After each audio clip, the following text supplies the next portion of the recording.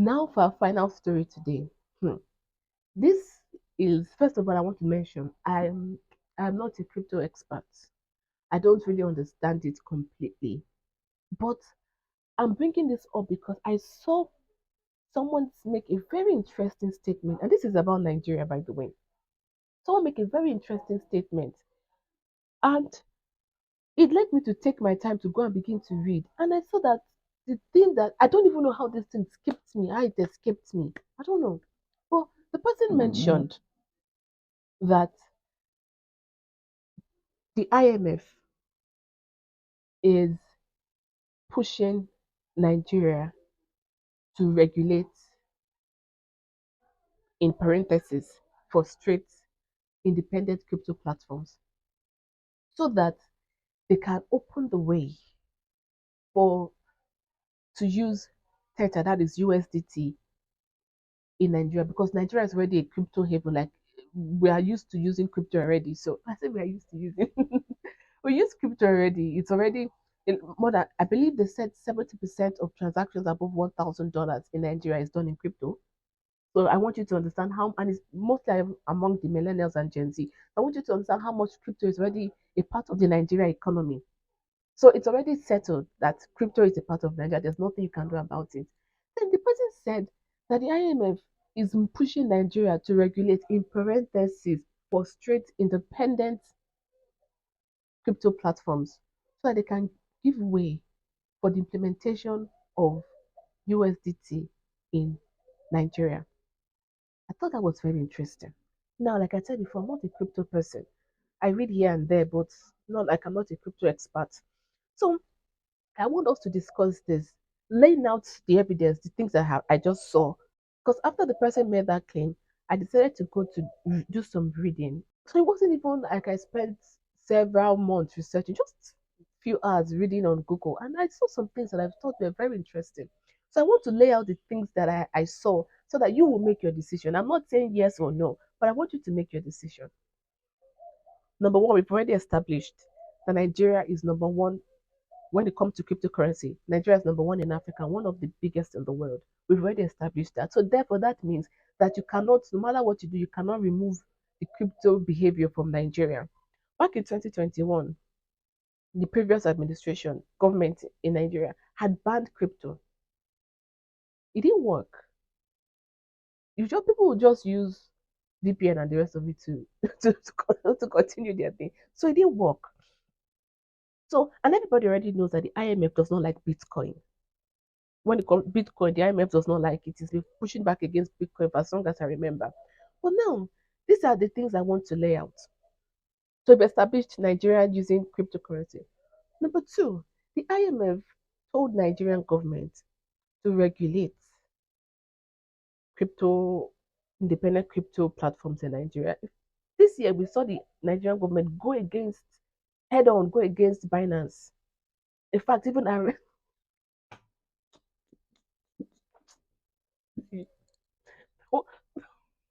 there was something somebody said. I'm going to debate it just for a few seconds. There was something somebody said some months ago. I heard the person say that in 2022.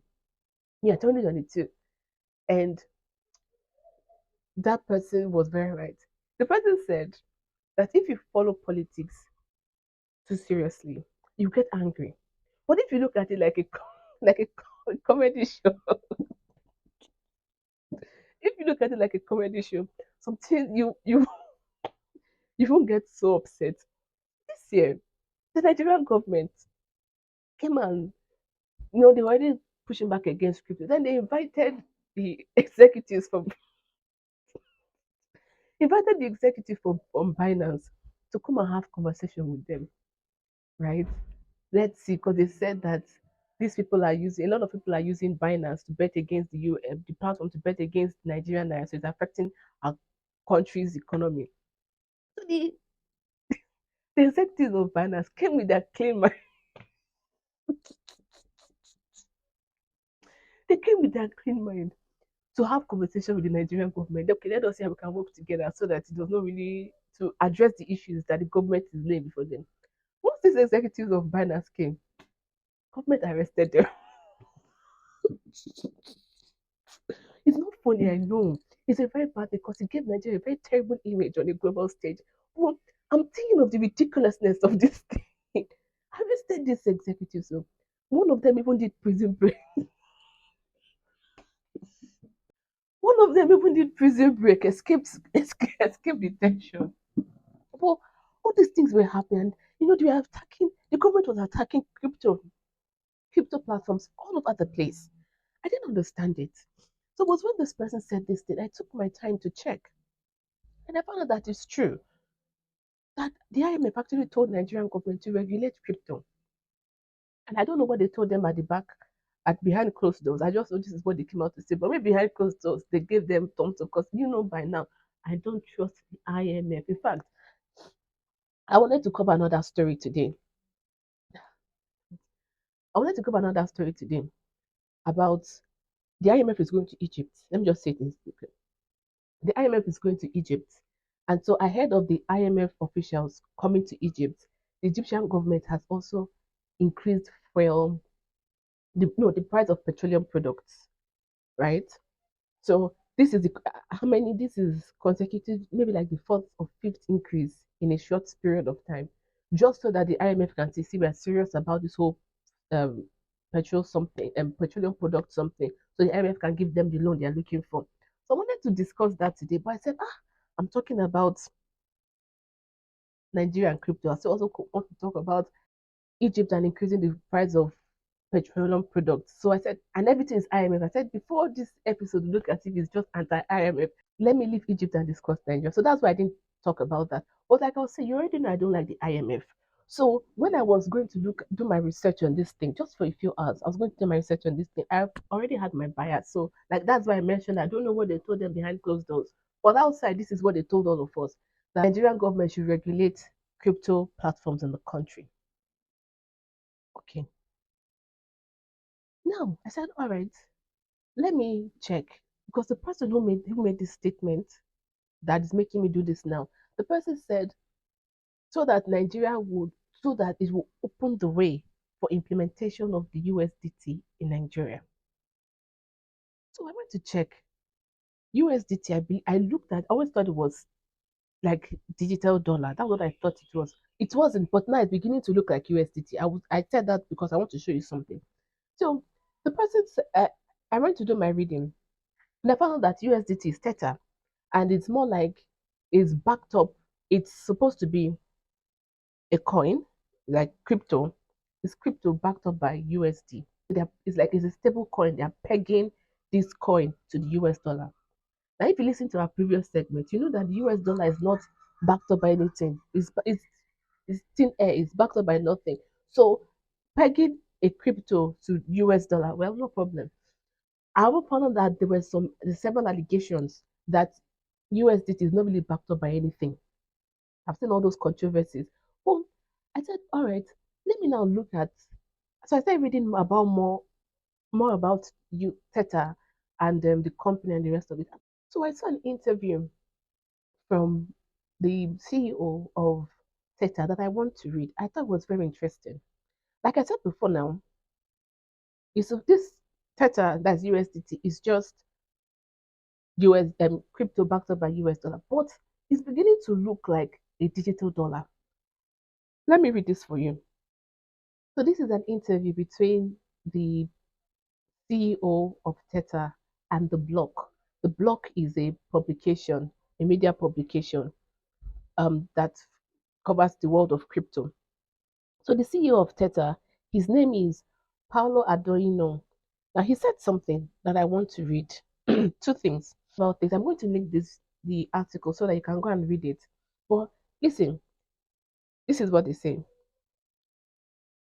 It says the blog is saying, while traditionally stablecoin trading volumes have closely followed the overall cryptocurrency market, Adorino told the blog he sees indications that USDT is gradually decoupling from other digital assets.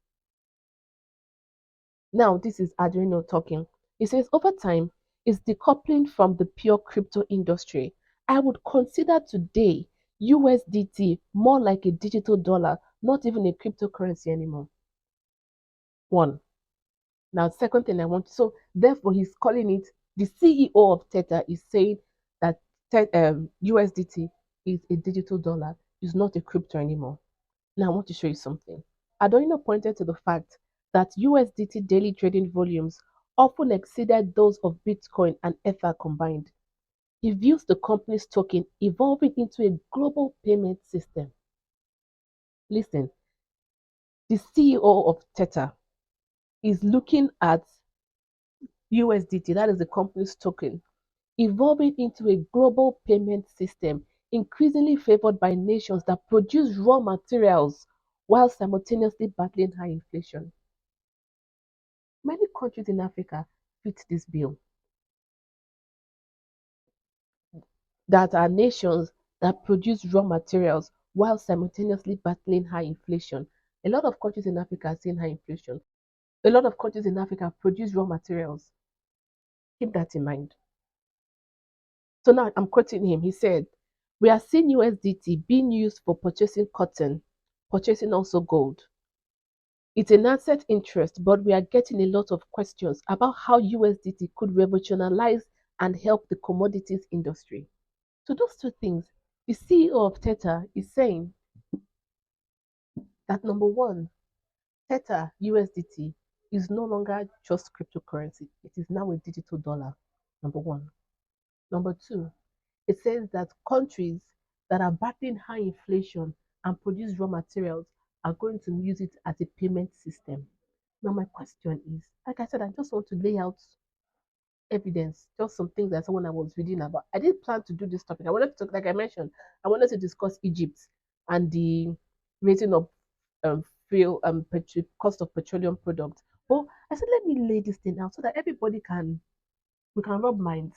So if you're the United States and the world is increasingly moving away from USD, and you've seen that there's no way to reverse the trend of the dollarization, one of the best things you can do is to think of how to put yourself in the future where you would still people will still need the dollar.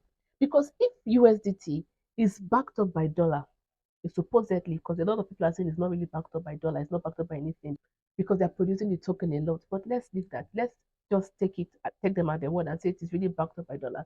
If it is backed up by dollar, and the United States or the IMF opens way, these are just speculations, but the IMF regulates other crypto platforms in Africa, in Nigeria, opening the way for USDT to be a payment system in Nigeria. It does that not still mean that we're using dollar? Because the CEO of Tether just came out to tell us now that it is that Tether is a digital dollar. It's no longer a normal token. It's a digital dollar.